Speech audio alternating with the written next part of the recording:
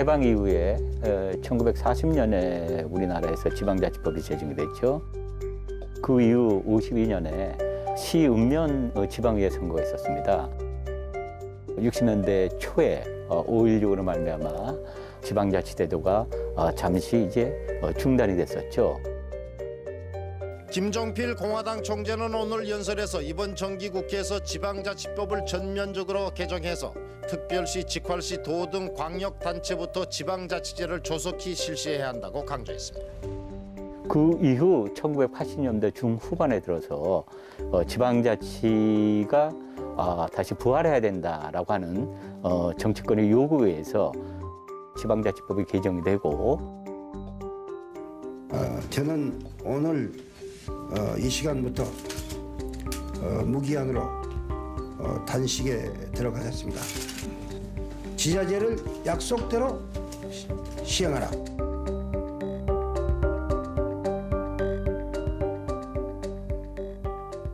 (90년) 초, 91년으로 기억합니다. 지방의회 의원 선거가 있었고 95년도에 단체장 선거가 있었죠. 우리 국민 모두가 자기 이 고장에 참 일꾼을 뽑는다고 하는 이러한 생각을 분명히 가지고 말이에요. 이름으로써 명실공히 우리나라 지방자치제가 1995년 지방의회 통합선거를 거쳐서 지방자치제가 부활되고 지금까지 내려오고 있다라고 이렇게 볼 수 있습니다.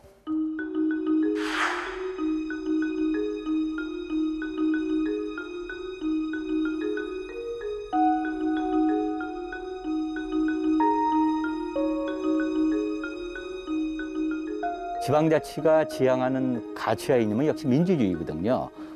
그리고 민주주의는 참여를 본질로 하지 않습니까? 마찬가지입니다. 지방자치도 참여가 가장 큰 이제 본질이라고 볼 수 있는 거죠. 그래서 흔히들 이 얘기하기를 지방자치는 민주주의의 학교다, 혹은 뭐 서학교다. 그리고 민주주의 가치를 실현할 수 있는 가장 바람직한 수단 중에 하나다라고 이렇게들 이 얘기를 하고 있습니다. 우리 지역의 일을 지역 주민 스스로의 참여에 의해서 지역 주민의 어떤 자주재원에 의해서 만들어간다는 거죠.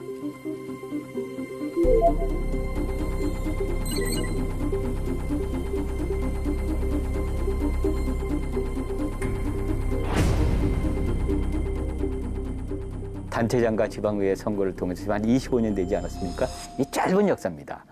하지만 우리가 흔히들 지방자치가 잘 돼 있는 나라들 하면은 미국이나 유럽 나라들을 우리가 꼽을 수가 있는데 굉장히 역사가 길거든요.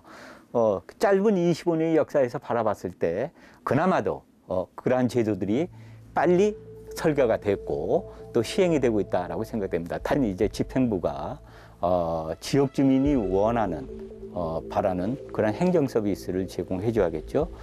이것이 이제 제일 중요한 것 같고 지방의 의원들의 역할입니다. 지방의 의원들이 지역 주민의 그 요구라든가 바라는 바를 지방자치단체의 정책 결정 과정에 잘 녹아 들어갈 수 있도록 제 역할을 해주는 것이 무엇보다 중요하지 않을까 하는 생각이 드네요.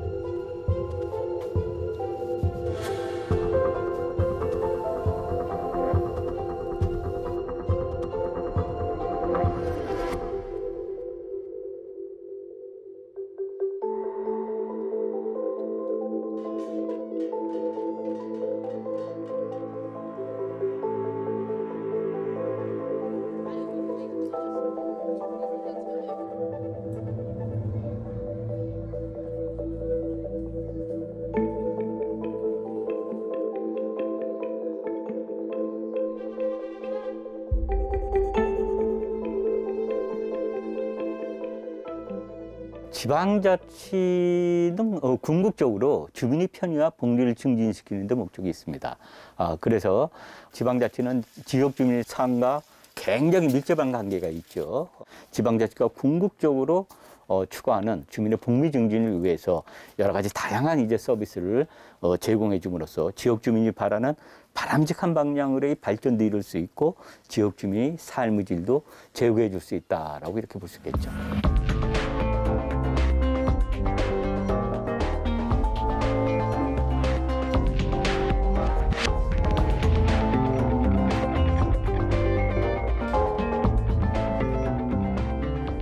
요즘은 코로나가 우리 일정의 대부분을 차지한다고도 지나친 말이 아닐 것 같아요. 모든 국민이 다 어렵습니다만 그 중에서도 사회적 약자들이 많이 어렵습니다. 저는 민생을 챙기는 일들이 앞으로 중요한 화두가 될 것 같고요. 지역에 어떤 온기가 돌 수 있도록 저희 시도 민생 정책을 지금 강화하고 있다라는 말씀드립니다.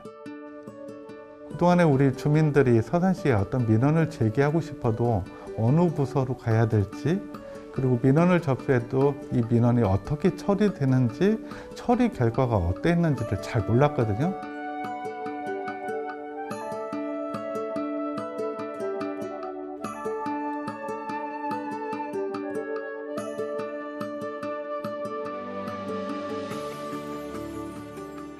이런 과정들이 쉽지는 않아요. 왜냐하면 우리 시민들도 우리 문제를 우리가 결정해봤던 경험들이 많지 않기 때문에 많이 낯설고 생소했던 것도 사실이에요. 우리한테 물어보지 말고 시장이 결정하면 될 일이 아니야 라는 이야기들도 있었습니다. 그런데 그렇게 해서는 문제를 해결하지 못했기 때문에 인식의 전환, 방향의 전환들이 있었던 거거든요.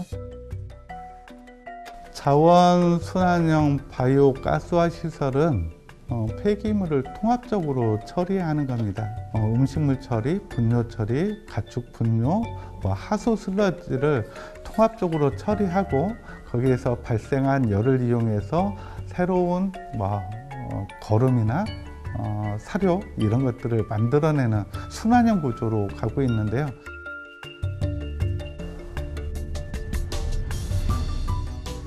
꼭 필요한 시설인데 이게 썩 좋은 시설만은 아니다 보니까 지역 주민들의 반대가 있었던 것도 사실입니다. 반대하는 주민들하고 시장실인 저의 방에서도 여러 차례 간담회가 있었고, 우리가 이제 현장에 나가서 또 설명을 하고 비슷한 시설에 대해서 이제 견학도 시키고 하면서 이해를 구했습니다. 그런 과정을 통해서 우리 주민들도 당초에 가졌던 부정적인 생각들을 많이 버리시고 지금은 오히려 시설 잘했구나 하는 말씀들을 많이 주고 계십니다. 그동안의 행정은 시에서 모든 정책을 결정해 놓고 따라오라는 식이었다면은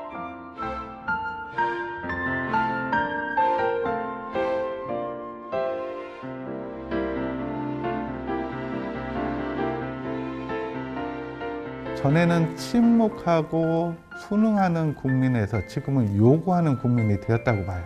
많은 요구들을 합니다. 그런데 조금 한 단계 더 나가야 돼요.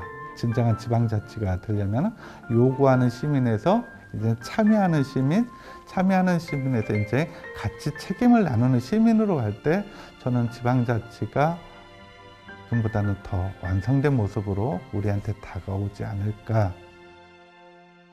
주민 스스로 정책을 결정하는 것이 지방자치의 근본이라고 생각합니다.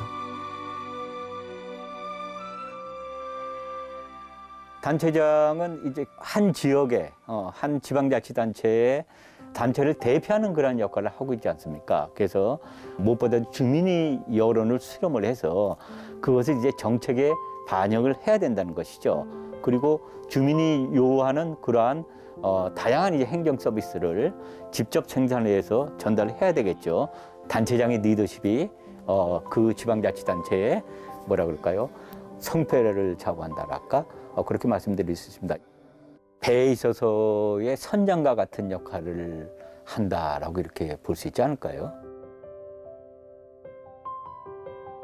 우선 시민이 참여를 하기 위해서는 우선 이 초등서부터 해서 많이 이제 이 교육상 또 홍보를 하고 배워야 되지 않을까 그 생각을 합니다. 그래야 참여 의식도 높아지고 참여도 많이 할 것 같습니다. 이게 어려서부터 교육이 안 됐잖아요. 그러니까 이제 관심을 가지는 사람이 부족하고 이제 많이 관심을 갖고 참여를 해야 하는데 그렇게 해주면 좋겠는데 그게 부족해요. 교육도 많이 필요할 것 같고 또 자기 내일이 아니어도 좀 관심을 좀 가졌으면 좋겠습니다.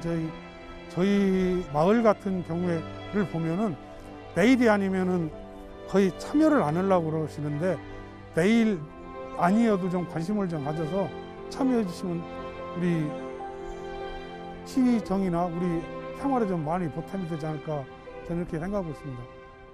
관심이라고 저는 생각하고 있습니다. 어렸을 때부터 지방자치의 어떤 이념이라든가 가치, 또 민주 시민으로서의 어떤 교육 이런 것을 가르쳐 준다면은 이들이 성장을 하면서 또 지방자치에서 관심을 갖게 되는 거죠. 지방자치는 곧 마을의 일이거든요. 그러니까 그런 마을의 일에 더욱더 관심을 갖게 되면은 결국은 지방자치 제도가 발전할 수 있지 않을까라고 생각합니다.